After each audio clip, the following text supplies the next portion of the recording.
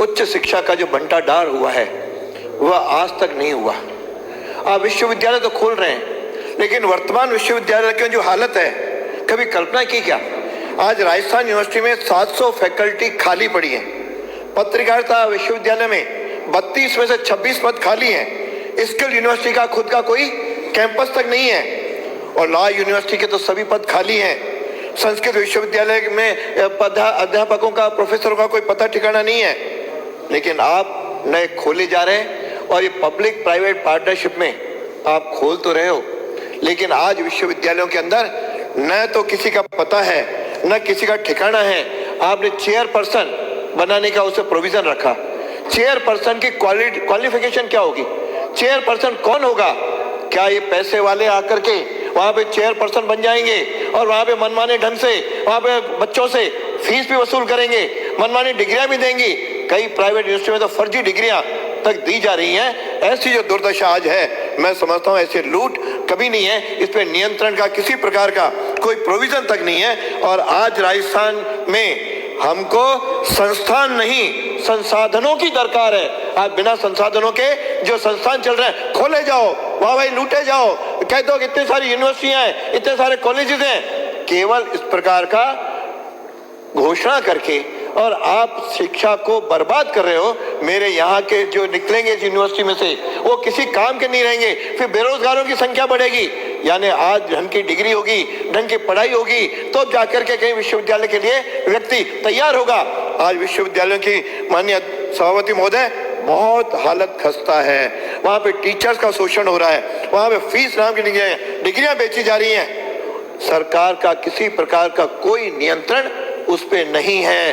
केवल वो चेयरपर्सन जिसको चाहेगा 3 एक्सपर्ट को बुला लेगा। केवल आपका एक गवर्नमेंट का एक आदमी जाएगा, चीफ सेक्रेटरी या एसीएस जाएगा, वह केवल वहां पे हाजिरी भरेगा, कभी तो वो भी नहीं जाता। यानी मनमानी खुली लूट देने का जो आप लाइसेंस दे रहे हो, न एडमिशन कैसे होंगे, न उनकी राज्यपाल का उसमें कोई रोल नहीं। इसलिए मेरा आपसे आग्रह है कि आज जयपुर में 9 बड़े विश्वविद्यालय संस्थान तो आपने खोल दिए, लेकिन सारी के सारे विश्वविद्यालयों की हालत आज दयनीय है। मुझे तो तरस आता है, 76 वर्ष पहले राजस्थान यूनिवर्सिटी खुली, उसके बाद से लेकर आज तक लॉ यूनिवर्सिटी 2 साल पहले खुली। दोनों के सारे के आज संसाधनों के लिए सब लोग तरस रहे हैं, और इस प्रकार की जो स्थिति बनी है। और अभी भी 3 की घोषणा और करके जिसका पता ठिकाना नहीं है।